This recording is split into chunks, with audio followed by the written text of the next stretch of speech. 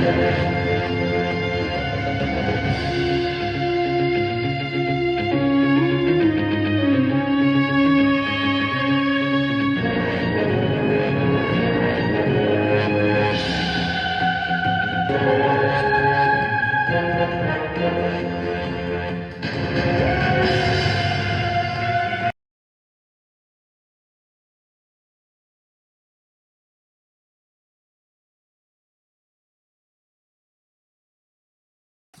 there, amazing viewers and subscribers, and welcome to a brand new super duper amazing Doctor Who review for today. This review is on The Legend of Ruby Sunday, and before I get into the review, welcome back to the Whoniverse. One of my favourite Doctor Who, classic Doctor Who actors, Gabriel Wolf, aka Sutekh.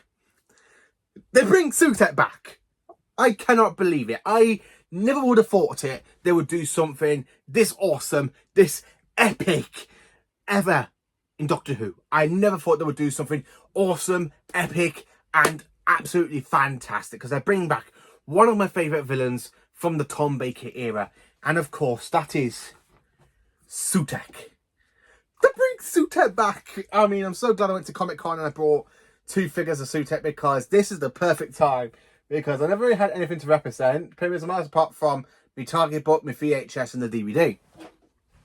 So we have the return of Sutekh. I cannot believe it.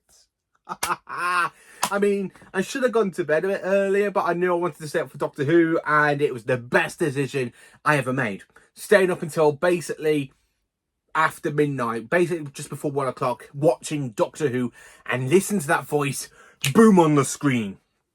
Just boom on the flipping screen. Now, for those who are a little bit younger than I am, you'll probably remember Gabriel Wolf from the voice of the Beast in The Impossible Astronaut and Satan's Pit from season 28. From season 28, aka series 2. So it depends how you look at it. I do class all of the modern series part of the seasons of Classic Who now because of everything going on with the Disney era. So I will class everything as seasons. So, back in season 28, Gabriel Wolf basically made an appearance again in Doctor Who since 1975 as the voice of the Beast. So, in this episode, listen to that voice booming and, of course, that reveal saying Sutekh on the screen. I jumped out of the bed. I jumped out of my flipping bed in disbelief, in surprise. Couldn't believe it. I was fist pumping the air. Absolutely a cracking return to a Doctor Who villain. Now, Sutekh made his basically debut in Doctor Who The Pyramids of Mars with a Tom Baker story. So, if you want to watch this story, try and track this DVD down. I will try and put the link in the description down below so you can try and track down this story if you haven't seen it yet. Because I really think you need to watch Pyramids of Mars before you get to the Empire of Death.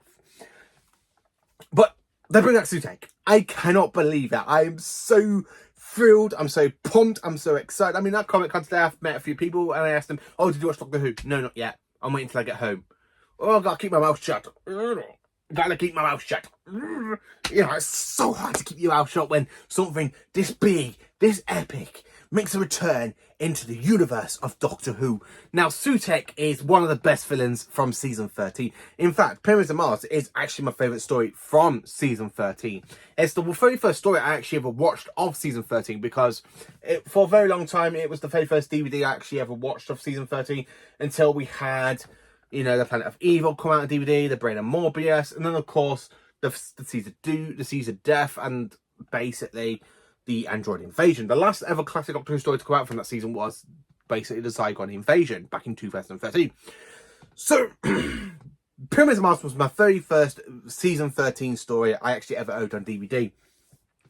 And it's always been my favourite. Honestly, it's always been my personal favourite from that season. I loved it when I was a kid, watching it with me nan and granddad. When they were babysitting me the once, I made them watch this classic Doctor Who story of Pyramids of Mars.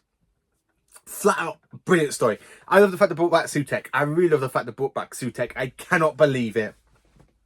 So, talking about the actual plot, I like the build-up. This is actually one of the best episodes I have seen for a very, very long time. And to be honest with you, this episode has really kicked out the Devil's Cord for me from my #1 spot of this season. For the last couple of weeks, The Devil's Court has always been my favourite episode of the season until now. This episode has knocked it out of the park. I don't care if it's a two-parter, but this episode, the whole reveal, the way this story just plays into it is just so good. And so brilliant and amazing. It's absolutely brilliant. So we got the TARDIS space at landing at Unit HQ, and it literally does a weird type landing thing, which is okay. I love when the 15th Doctor opens the door and goes, "Give me the loving." I absolutely love that. Now, I'm a little bit worried about Unit. Unit has actually recruited as a scientific advisor a 13-year-old boy. Yes, a 13-year-old boy is based at Unit's scientific advisor. And of course, also in Unit, we have the return of Rose Noble, aka Yasmin Finney, from the Star Beast and the last couple of scenes in The Giggle. So we got the return, and of course, when we first saw her, she was literally about 15. So she's around about 16 now. So yeah, you've got a 13-year-old and a 16-year-old working for Unit, and that just screams, what happens if they get killed? You know, yes. So the reason the Doctor has basically terrorized Unit HQ is because he wants to find out what is it with Susan Twist's character, because basically he says, oh, first she was a portrait, and then she was an ambulance, then she was something, a mother in Dot and Bubble, and then of course we have some other clips where the Doctor's travel around the universe. I've always bumped into little versions of her. So that is brilliant. I love the fact they have the Susan Twist thing going on. And of course, she's basically bringing out this technology called Susan Triad. And the word for triad is shortened to TARDIS, or the Doctor thinks. So before we get to the cliffhanger, like into the opening bit, I love the fact how the Doctor thinks it is the return of Susan. So for the whole episode, I'm there thinking, oh my God, I've actually brought back the Doctor's granddaughter. That would actually be so interesting, because we haven't seen Susan since 1983 story, The Five Doctors. So I really thought, you know what, yeah, okay, they're going to try and think this is the Doctor's granddaughter. They're going to go and have the Doctor run up to her, you know, be happy. Like, I can always tell.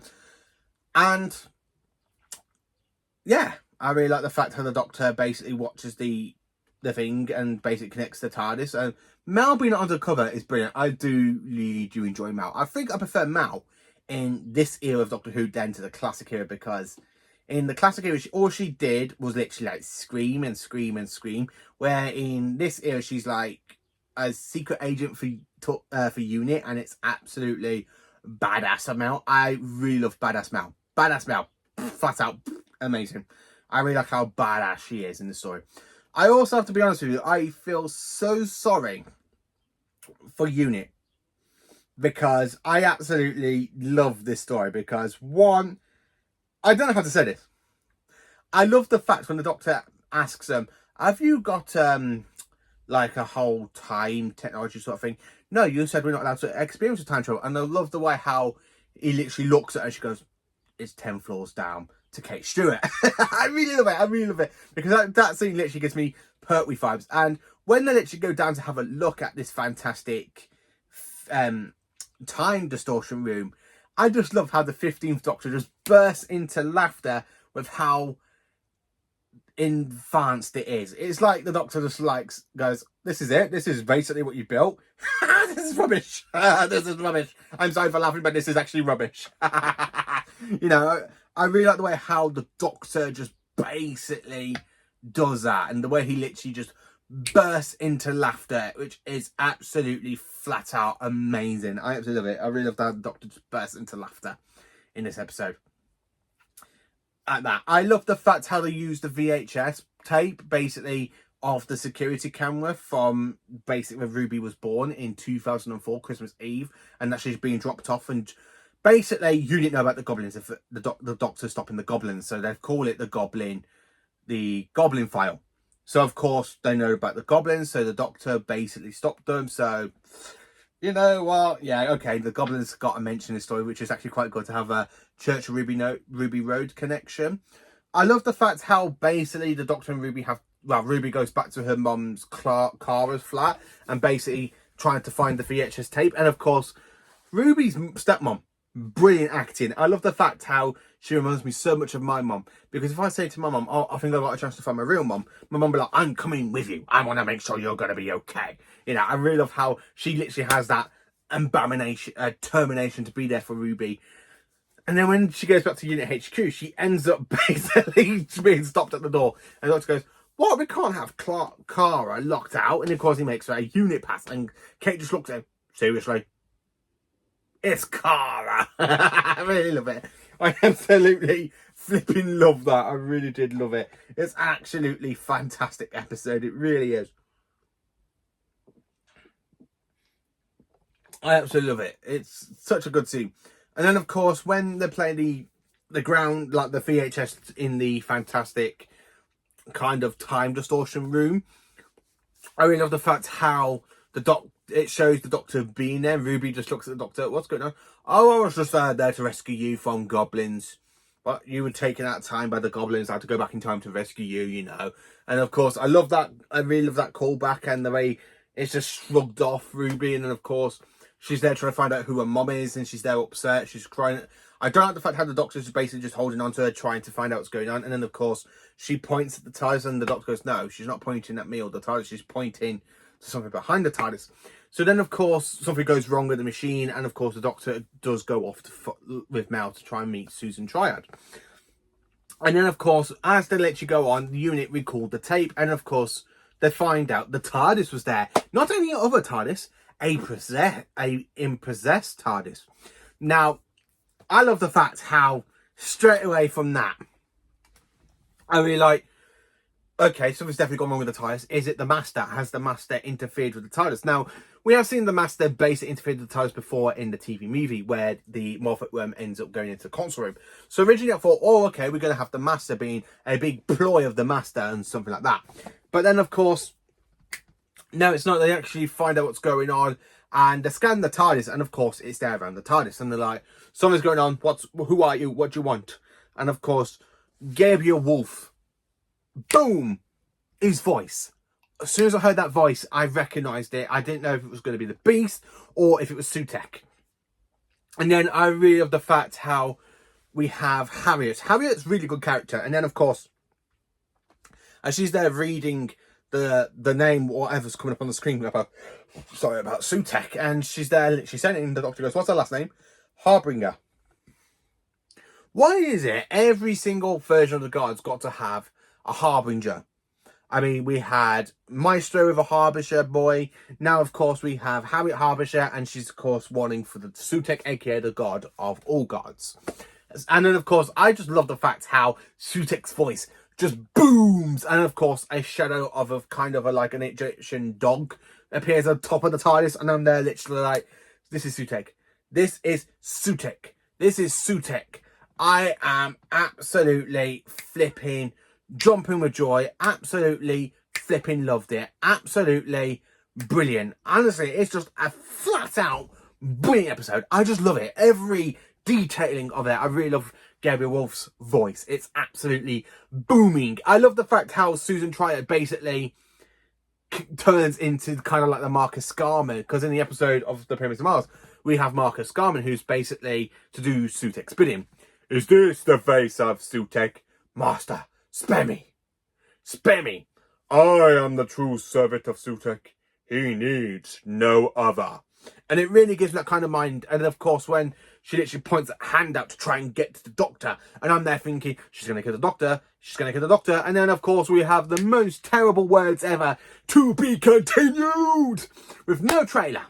We literally just have to be continued, no trailer. And I'm there going, I want more.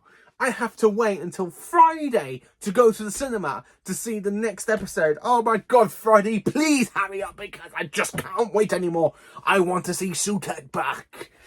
Oh man, I love it. I absolutely loved this episode. When that voice boomed, I literally jumped out of bed. I was in disbelief. I was so shocked. I was just like, oh, they've done it again. They've done it. Doctor's done it. They have brought back one of my favourite villains from the Tom Baker era. And they brought Sutekh back. Oh, of course, I do have season 7 of Tom Baker's Audio Adventures, where the 4th Doctor does actually encounter Sutekh again, which makes me really want to dive in and listen to their audio and listen to Sutek's biggest return in the Big Finish. But flipping out, Sutek's back. I'm happy. I'm absolutely happy. I'm pumped. I'm excited. I cannot wait. This is honestly one of the best episodes of Doctor Who in a very, very long time. Now, this is where Doctor Who feels like Doctor Who again. It feels so much like Doctor Who. I haven't been so pumped and excited for a Doctor Who episode to come in the next week. I cannot believe it. I am so excited. I'm really pumped. I am so glad. I am flipping so glad I have pre-ordered the Steelbook right now because I love this season. This season is honestly one of the best seasons I've seen of Doctor Who for 6-7 years.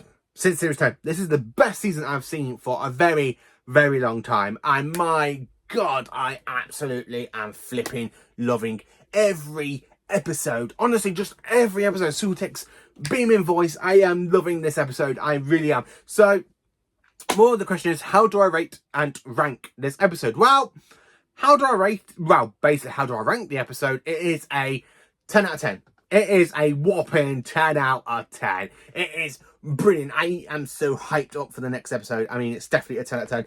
And I'm going to be 100% on this. This is a 5 AAA plus. So this is an A with 5 pluses because this is honestly one of the best episodes I've seen of Doctor Who for a very, very long time. And I'm so hyped for the Empire of Death. I cannot wait.